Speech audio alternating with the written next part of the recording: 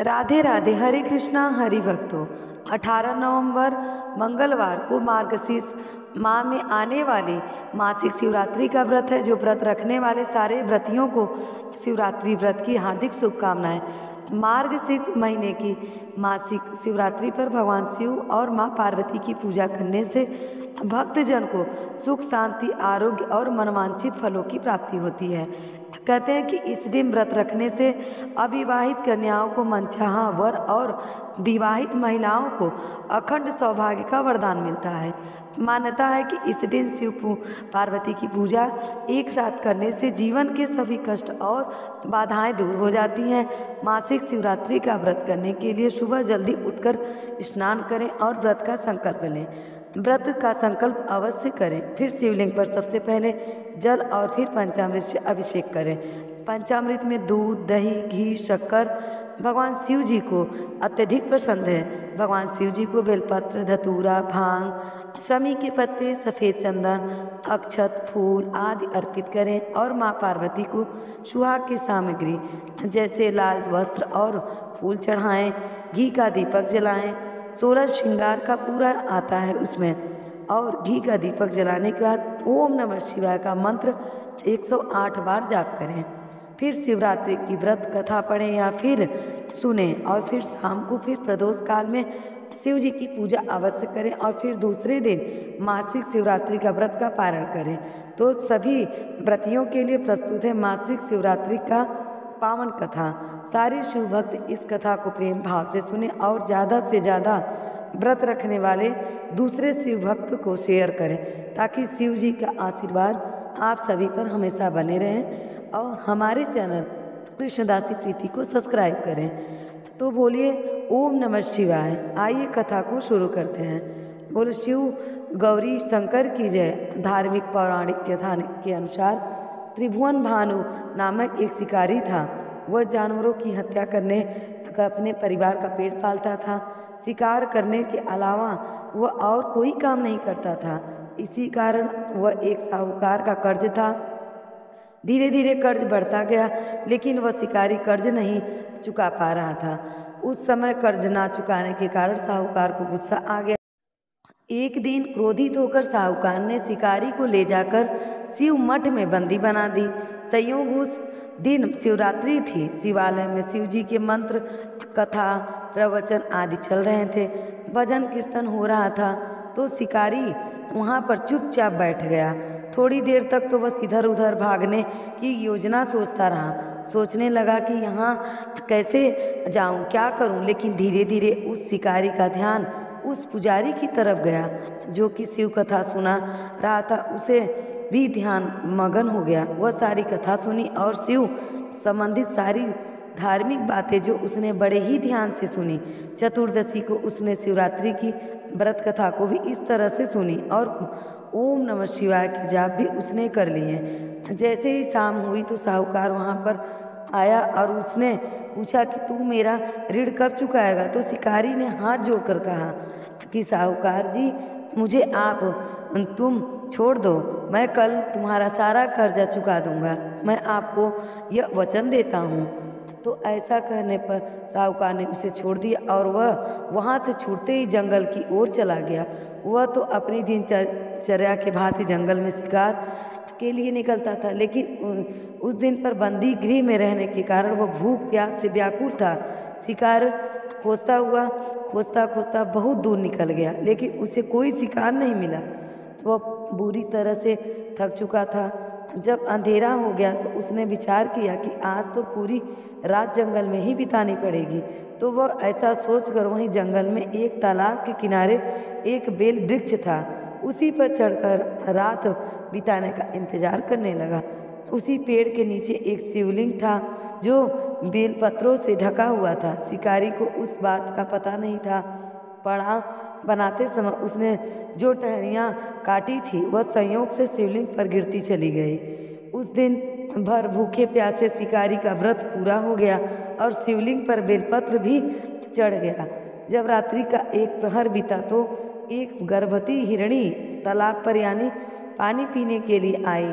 जैसे न उसने पानी पीने की आवाज़ सुनी तो शिकारी ने धनुष पर तीर चढ़ाकर ज्यों ही प्रत्यंचा खींची तो हिरणी बोली कि हे शिकारी, मैं गर्भवती हूँ, मुझ पर तीन मत मारो। तुम एक साथ दो जीव की हत्या कर दोगे तो कैसे होगा, जो ठीक नहीं है। मैं गर्भवती हूँ, मुझे मारना उचित नहीं है। मैं अपने बच्चे को जन्म देकर बहुत ही जल्द तुम्हारे पास आऊँगी, तब मुझे मार देना।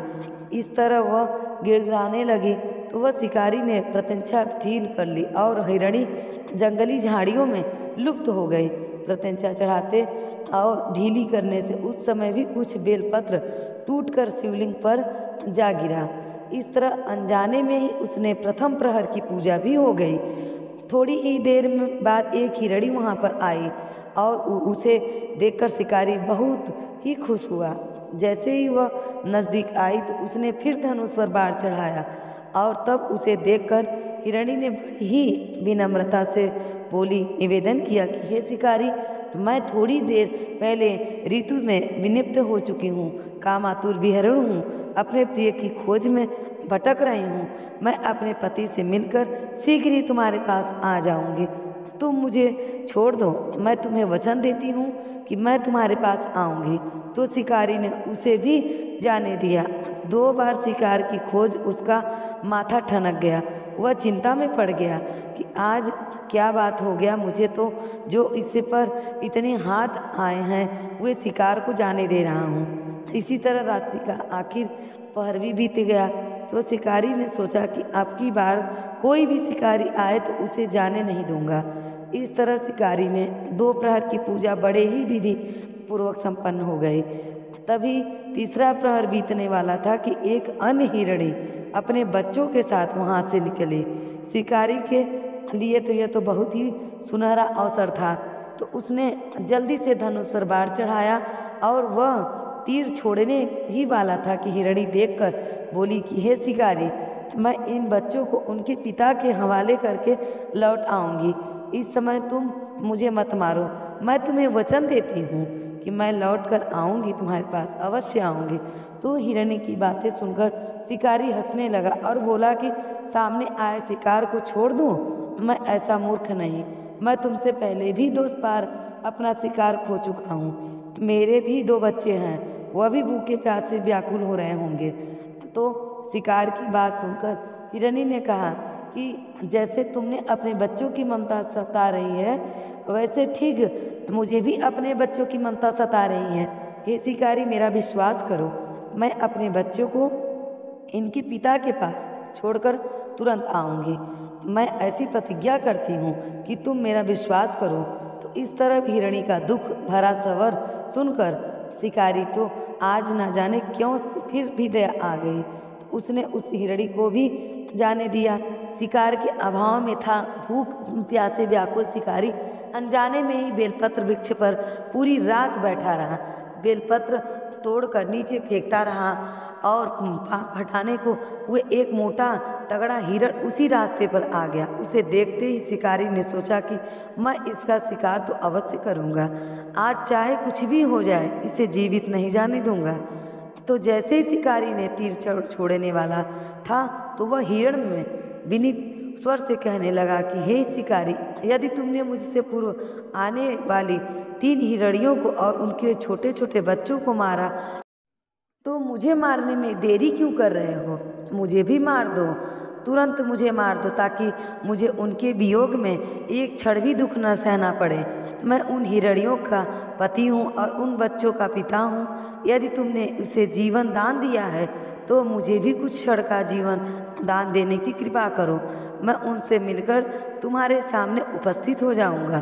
तो इस तरह हिरण की बात सुनते ही शिकारी के सामने पूरी रात का घटना चक्र घूम गया। उसने सारी कथा हिरण को सुना दी। तब हिरण ने कहा कि यह मेरी तीनों पत्नियां जिस प्रकार प्रतिज्ञाबद्ध होकर गई हैं, मेरी मृत्यु से अपने धर्म का पालन नहीं कर पाए, इसीलिए शिकारी जैसे तुमने विश्वास पात्र मानकर उनको छोड़ा है, वैसे मुझे भी जाने दो, मैं उन सब के साथ तुम्हारे सामने बहुत ही जल्दी प्रस्तुत हो जाऊंगा। मेरा भी विश्वास करो। तो शिकारी कौन चाहता है, फिर दया आ गई। शिकारी ने उसे भी जाने दिया। उसके मन में बड़ा ही दया वात्सल्य प्रकट हो गया। इस प्रकार सुबह हो गई। उपवास, रात्रि का जागरण तथा शिवलिंग का बेलपत्र चढ़ने से अनजाने में ही शिवरात्रि की सारी पूजा संपन्न हो गई। इस तरह शिकारी के शिकार का बेलपत्र और पूजन भली भांति पूर्ण हुआ। अनजाने में भी हुआ पूजा का फल शिकार को तत्काल मिल गया। शिकारी का हिंसक हृदय भगवान भोलेनाथ की कृपा से निर्मल हो गया। उसने भगवत शक्ति का वास हो गया और थोड़ी ही देर बाद वह देखता है कि वह हिरण सपरिवार शिकार के सामने उपस्थित हो गया ताकि वह उनका शिकार कर सके। परंतु जंगली पशुओं की ऐसी सत्यता को देखकर शिकारी का हृदय पिघल गया। उसने बड़ी ही शर्मिंदगी महसूस हुई कि जंगली जानवर होकर भी अपने वचन के कितने सत्य हैं और कितने प्रेम भावना है। इनमें तो अपने पूरे हिरण परिवार को जीवन दान दे दिया। तो वह हिरण का परिवार बहुत ही खुश हुआ और खुशी खुशी कुचला में मारता हुआ वहाँ से चला गया। और वह अनजाने में हुए शिवरात्रि के व्रत का फल शिकारी को मिला, जिसके चलते वह एक अच्छा आदमी बन गया। फिर वह अपने जीवन के समस्त सुखों को भोगता हुआ अंत में शिवलोक को गया। बोलो भोले शंकर भगवान की जय, माता पार्वती की जय। तो अब अपने सुनते हैं एक सच्चे शिव भगत की कथा। एक नगर में भगवान शिव का एक भव्य मंदिर था, जहाँ हर वर्ष दूर से भक्तजन शिव जी के दर्शन करने के लिए आते रहते थे। सावन का महीना चल रहा था। दूर से कांवड़ लेकर भगवान शिव का जलाभिषेक करने के लिए आए हुए भक्त थे। मंदिर का परिसर भक्तों को भीड़ से भरा हुआ था। तभी अचानक आकाश में बिजली चमकी और बादल गरजने लगे और एक सोने का थाल वहां से उतरा। उसी के साथ एक भविष्यवाणी हुई कि जो कोई भगवान शंकर का सच्चा भक्त होगा और प्रेमी होगा, उसी को यह थाल मिलेगा। तो वहाँ पर उपस्थित सभी लोगों ने यह भविष्यवाणी सुनी। धीरे धीरे सभी लोग इकट्ठे हो गए। जो लोग मंदिर की व्यवस्था देखते थे उन्हें तो पूरा विश्वास था कि वह थाल हमें मिलेगा, क्योंकि हम तो पूरे मंदिर की व्यवस्था देखते हैं। हम तो पुजारी हैं, हमेशा शिव जी की पूजा में तत्पर रहते हैं। मैं तो शिव भक्त हूँ और मैं सच्चा भक्त हूँ। सबके मन में यही चल रहा था। मंदिर की सारी जिम्मेदारियाँ उठाते ही, इसीलिए वह सोने का थाल तो हमें ही मिलेगा, इसीलिए वे तो सबसे आगे जाकर खड़े हो गए। सबसे पहले एक पंडित जी आए और बोले कि जी देखिए, मैं प्रतिदिन महादेव का अभिषेक करता हूँ, इसीलिए मैं ही भगवान का भोलेनाथ का सबसे सच्चा और सबसे निकट प्रेमी भक्त हूँ, इसीलिए थाल तो मुझे मिलना ही चाहिए। इतना कहकर जैसे ही पंडित जी ने थाल उठाने लगे तो थाल उठते ही सोने का थाल पीतल का हो गया। यह देखकर पंडित जी तो बड़े लज्जित हुए। उन्होंने थाल को यथास्थान पर रखकर वापस हो चुपचाप वहाँ से निकल गए। उसी प्रकार वहाँ उपस्थित सभी पंडित ने खुद को आजमाया, लेकिन शायद उसमें से कोई भी सच्चा भगत नहीं था। जो भी उस थाल को उठाता तो वह थाल पीपल का हो जाता। उसे थाल को वहीं पर रखकर वापस जाना पड़ता। इसके बाद मैं उस नगर में के राजा का आगमन हुआ। वहाँ पर राजा ने सबसे आगे आए और बोले कि मैंने महादेव के मंदिर में बहुत बड़ी रकम दान की है, इसीलिए महादेव मुझ पर अति प्रसन्न है, तो थाल तो मुझे ही मिलनी चाहिए। इतना कहकर बड़ी खुशी से राजा आगे बढ़े और सोच जैसे ही थाल उठाए तो थाल तो तांबे का हो गया। तो यह देखकर राजा तो बड़े लज्जित हुए और थाल को वहीं पर रख दिए और रखकर खड़े हो गए। इसके बाद इसी तरह एक से बढ़कर एक दानी महात्मा और भक्त जन वहाँ पर पधारे और थाल उठाया तो थाल कभी तांबे का कभी पीतल हो जाता और सोने का तो रहता ही नहीं। तब सभी लोग को पता चला कि हम में से महादेव का सच्चा भक्त कोई नहीं है। उसी समय अचानक वहाँ पर एक किसान आ गया। वह बेचारा महीनों बाद आज चातुर्थ मास के सोमवार के शुभ अवसर पर शिव जी के दर्शन के लिए आया था। गरीब और गृहस्थी के बोझ तले दबा दिन रात खेती में मेहनत मजदूरी करने अपना और अपने परिवार का पेट पालता था और वह रास्ते से आ रहा था। तभी उसे कोई भिखारी मिल गया और खाने के लिए कुछ मांगने लगा। तो उस भिखारी को दया आ गई, जो अपने खाने के लिए लेकर आया था वह उसे उस भिखारी को दे दिया। वहाँ पर थाल के बारे में चर्चा हो रही थी, लेकिन उस किसान के उस चर्चा की ओर बिल्कुल भी ध्यान नहीं था। सीधा मंदिर में गया और महादेव का पूजन करके बाहर आ गया। जैसे ही वह परिक्रमा करने जाने लगा तो पीछे से एक व्यक्ति बोला कि भाई तुम भी थाल उठाकर देख लो, हो सकता है तुम ही सच्चे भक्त हो शिव जी के, तुमने लिए सोने का थाल आया हो। तो किसान को लगा कि शायद वह व्यक्ति उसका मजाक बना रहा है।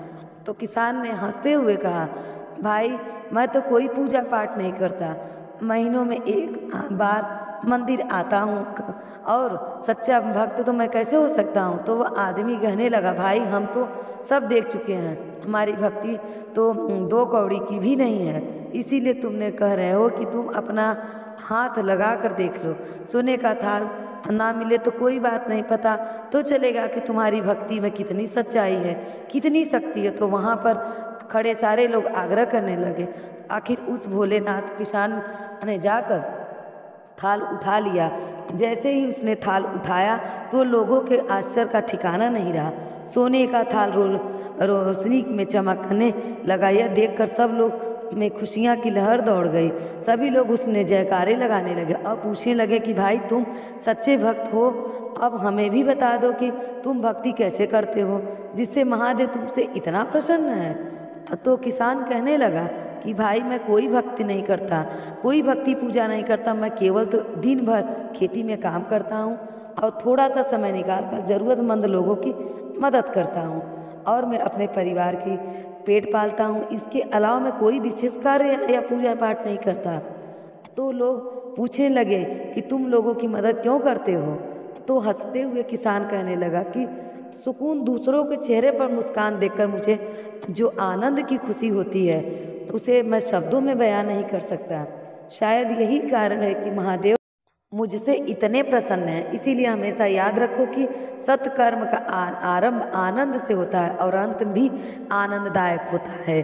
दुष्कर्म का आरंभ भी दुख से होता है और अंत भी दुखद होता है। तो आप सैकड़ों मील की यात्रा करके भी अगर दूसरों का दिल दुखाते हो तो आपकी यह तपस्या, साधना और महादेव जी के दर्शन धूल के बराबर होते हैं। इसीलिए फल की चिंता न करते हुए हमेशा अच्छे कर्म करने चाहिए। बोलो महादेव की जय। अगर आपकी भक्ति में सच्चाई है, आप गरीबों की सहायता करते हैं और भूखों को भोजन कराते हैं, दीनों पे दया करते हैं, तो भगवान भी आप पे प्रसन्न होते हैं। चाहे आप तीर्थ पे जाएं और चाहे ना जाएं, घर में ही रहें, भगवान आपसे अत्यधिक प्रसन्न होते हैं।